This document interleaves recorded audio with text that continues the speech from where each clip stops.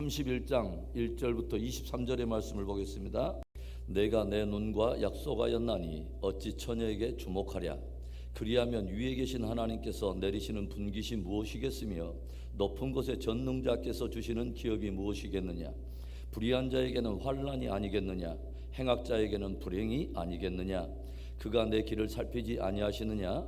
내 걸음을 다 세지 아니하시느냐. 만일 내가 허위와 함께 동행하고 내 발이 속임수에 빨랐다면 하나님께서 나를 공평한 저울에 달아보시고 그가 나의 온전함을 아시기를 바라노라. 만일 내 걸음이 길에서 떠났거나 내 마음이 내 눈을 따랐거나 내 손에 더러운 것이 묻었다면 내가 심은 것을 타인이 먹으며 나의 소출이 뿌리채 뽑히기를 바라노라. 만일 내 마음이 여인에게 유혹되어 이웃의 문을 엿보아 문에서 숨어 기다렸다면 내 아내가 타인의 맷돌을 돌리며 타인과 더불어 동침하기를 바라노라.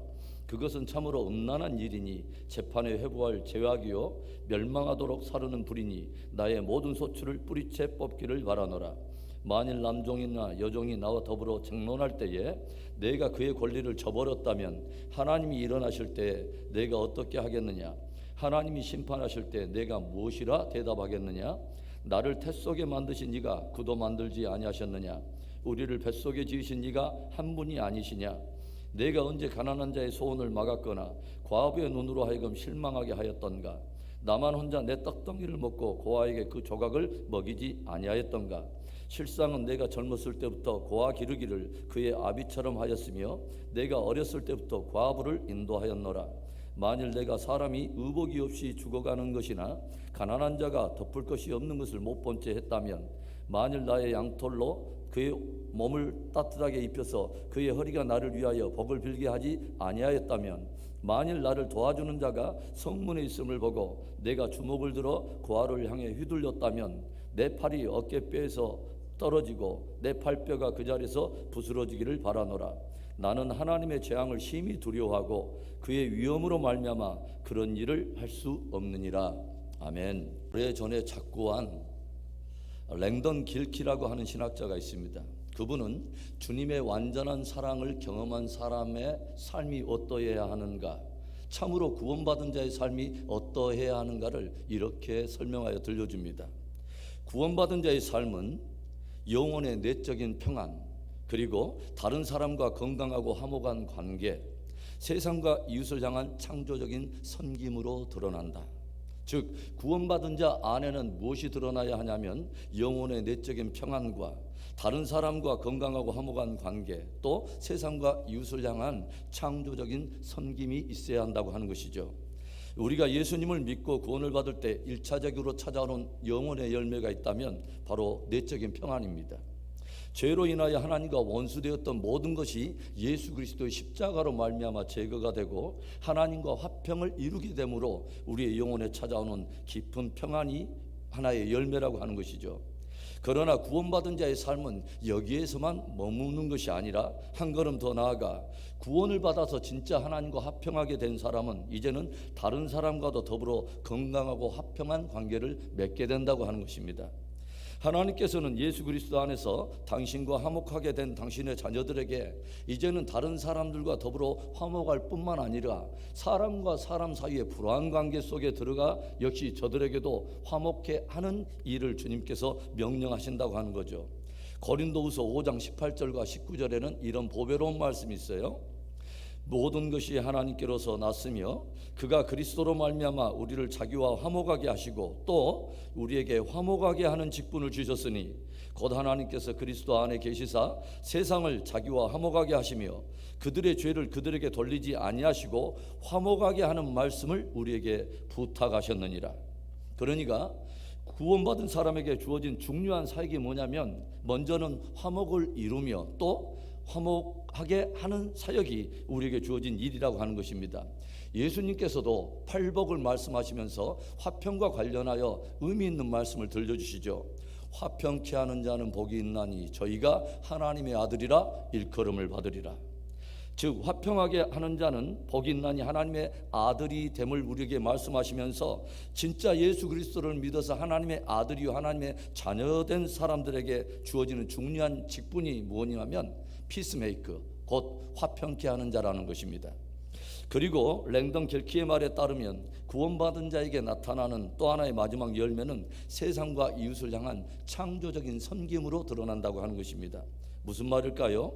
구원받은 사람은 세상과 이웃을 향해 단순한 의무를 떠나서 창조적인 관심을 가지고 깊이 있게 섬긴다고 하는 것입니다. 조금 신앙적인 표현을 쓴다면 이웃과 세상 가운데 하나님의 나라가 임하도록 깊은 관심을 가지고 섬긴다고 하는 것이죠.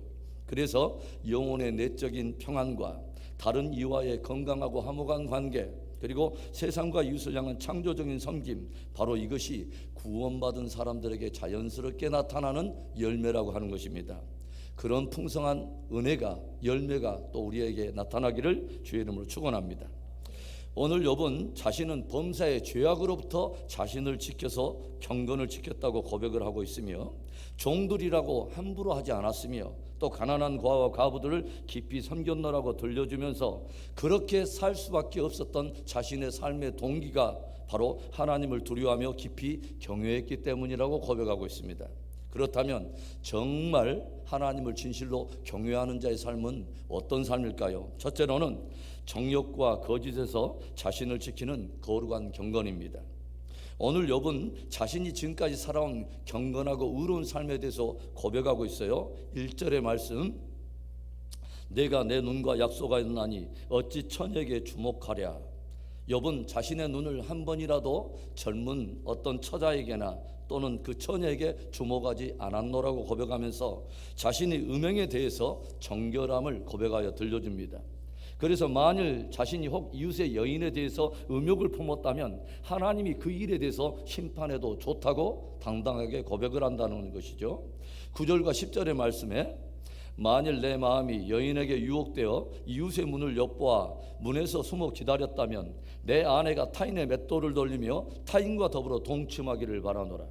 욥은 눈이 보는 대로 정욕을 따라 행하지 않았고 눈에 보이는 것으로 인해서 마음을 빼앗기지 않았노라고, 경건을 지켰노라고 들려주고 있어요. 또 욥이 하나님을 증거 삼아 맹세하고 있는 것이 무엇입니까? 5절과 6절에도 보면 이런 말씀이 있어요. 만일 내가 허유와 함께 동행하고 내 발이 속임수에 빨랐다면 하나님께서 나를 공평한 저울에 달아보시고 그가 나의 온전함을 아시기를 바라노라. 만일 내가 남을 기만하고 허위로 속이는 일이 있었다면, 나의 발이 속임수에 빨랐다면 하나님은 벌써 나라고 하는 내 인생을 저울에 달아보시고 이미 그것을 아셨을 거라고 하는 거죠. 그러나 이미 공평한 저울로 모든 인생들을 다 달아보시는 하나님께서는 내가 결코 허위와 동행하지 않았다는 것과 거짓과 속임으로 사람들을 기만하지 않고 온전히 행했다고 하는 것을 이미 아신다는 것입니다. 여러분, 우리들이 참으로 구원을 고백한다면 구원받은 자의 합당한 삶이 따르는 것입니다. 우리가 진실로 하나님을 경외한다면 하나님을 경외하는 자의 삶이 따르는 것입니다. 오늘 욥은 자신은 진실로 하나님을 두려워하며 경외했기 때문에 정욕과 거짓에서 스스로를 지켜 거룩과 경건을 지켰노라고 고백하고 있습니다. 주님은 당신을 따르는 제자들에게 이런 의미심장한 말씀을 들려주세요. 너희의 의가 바리새인의 의보다 낫지 않으면 결단코 천국에 들어가지 못하리라. 이것은 진실로 구원을 받고 천국을 소유하기 때문에 하늘 백성으로서 보다 높은 도덕과 윤리적인 삶이 있어야 함을 우리에게 도전하신 것입니다. 저와 여러분들에게 진실로 구원받은 자요, 진실로 하나님을 경외하는 자의 합당한 신앙의 열매가 드러나기를 주의 이름으로 축원합니다. 하나님을 진실로 경외하는 자의 삶은 어떤 삶일까요? 둘째로는 비천하고 연약한 이웃을 보호하는 사랑에서 드러난다고 하는 것이죠. 13절과 14절에 만일 남종이나 여종이 나와 더불어 쟁론할 때에 내가 그의 권리를 저버렸다면 하나님이 일어나실 때에 어떻게 하겠느냐? 하나님이 심판하실 때 내가 무엇이라 대답하겠느냐? 욥은 자신이 부리고 있는 수하에 있는 종들과 함께 변론이 일어날 때도 수하에 있는 종이라고 함부로 저들의 권리를 무시하거나 짓밟지 않았다고 들려줘요. 왜일까요? 하나님을 진실로 두려워했기 때문입니다. 욥이 항상 생각하고 있었던 자기의 정확한 정체성은 자기 위에도 하늘의 상전이 있음을, 진짜 자기도 하나님의 수하에 있는 종임을 한 번도 잊지 않았다고 하는 것입니다. 욥이처럼 비천하고 연약한 이웃에게도 마음을 기울여 저들을 보호하고 사랑했던 깊은 동기 안에 품었던 생각이 뭐냐면 15절의 말씀에 나를 태 속에 만드신 이가 그도 만들지 아니하였느냐? 우리를 뱃속에 지으신 이가 한 분이 아니시냐? 욥 안에는 모든 인생들은 동일한 한 창조주의 은혜 속에 지으심을 받는 평등한 존재라고 하는 것입니다. 각 사람은 신분의 구하를 막론하고 하나님 아버지께서 부여해 주신 천부적인 권리가 모든 이에게 있다고 하는 것이죠. 그래서 어떤 사람이 가지고 있는 외형적인 신분이라든가 성 또는 나이 또는 어떤 직업이나 계급을 이유로 사람이 누군가 위에서 굴림해서도 안 되고 또 어떤 누군가에서 짓밟혀서도 안 된다는 것입니다. 나를 지으신 그 동일한 하나님이 바로 그 사람도 지었다고 하는 것이죠. 그래서 하나님의 형상을 가진 그 피조물이라고 하는 천부적인 존귀함을 우리가 서로 인정하며 서로를 그렇게 소중하게 대해야 한다고 하는 것이죠. 우리들이 진실로 하나님을 알고 그분의 사랑으로 구원을 받았다면 그분의 피조물로 된 이웃을 존귀하게 여기고 그분의 구원이 그 사람에게도 흘러가도록 그렇게 사랑해야 할 줄로 믿습니다. 하나님을 진실로 경외하는 자의 삶은 어떤 삶일까요? 마지막 세 번째로 연약한 자를 향한 창조적이고 실천적인 섬김입니다. 오늘 욥은 자신이 어려운 누군가를 대할 때는 생각이나 또는 말로가 아니라 항상 창조적이고 실천적이고 구체적인 그런 마음을 다해서 섬겼노라고 고백하고 있어요. 16절과 17절의 말씀, 내가 언제 가난한 자의 소원을 막았거나 과부의 눈으로 하여금 실망하게 하였던가? 나만 혼자 내 떡덩이를 먹고 고아에게 그 조각을 먹이지 아니하였던가? 욥은 살아가면서 가난한 자의 구하는 소원을 한 번도 막지 않았다고 고백하고 있어요. 가부가 무엇인가를 원하는 그 가부의 갈망하는 눈빛을 실망시키지 않았노라고 들려주고 있습니다. 나 혼자만 떡덩이를 먹으면서 고아를 굶주리도록 그렇게 하지 않았다는 것이죠. 의복이 없어서 어떤 죽어가거나 가난한 자가 덮을 것이 없어서 추위에 노출되어 있는 일을 결코 무관심하거나 그냥 지나치지 않았노라고 고백하고 있습니다. 늘 욥은 하나님을 깊이 경외하는 자로서 연약한 자를 향해서 창조적이고도 자원하는 실천적인 섬김으로 저들을 대했다고 하는 것입니다. 여러분, 주님께서 우리에게 가르쳐준 이렇게 너희는 기도하라 말씀하신 주기도문은 다 공동체적인 기도라고 하는 것을 여러분 아십니까? 하늘에 계신 나의 아버지라고 말하지 않습니다. 하늘에 계신 우리 아버지요 라고 고백해요. 오늘날 나에게 일용할 양식을 주옵시고 라고 구하는 것이 아니라 오늘날 우리에게 일용할 양식을 주옵시고 라고 구하고 있습니다. 나에게는 오늘 넉넉히 양식이 있다는 그 이유 때문에 우리라고 하는 범주 안에 누군가의 굶주림과 배고픔에 대해서 무심하지 말라는 것이죠. 주님은 우리들의 신앙이 개인주의나 또는 지극히 이기주의로 흘러가는 것을 경계하시고 한 공동체요 한 몸으로 부르심받은 것을 늘 기억하고 서로를 돌보기를 주님은 기대하고 계신다고 하는 것입니다. 그뿐만이 아니죠. 주님은 그 누군가를 향해서 우리들이 어떤 창조적이고 실천적인 섬김을 행할 때 그 모든 섬김을 주님 당신에게 행한 섬김으로 여기고 간주하신다는 것이죠.